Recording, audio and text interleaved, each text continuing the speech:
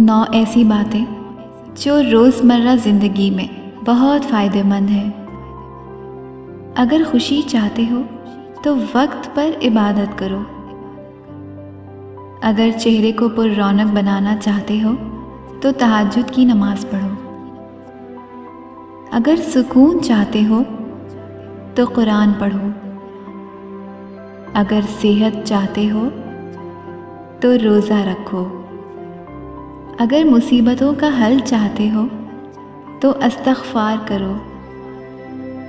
अगर बरकत चाहते हो तो दुरूद शरीफ पढ़ो।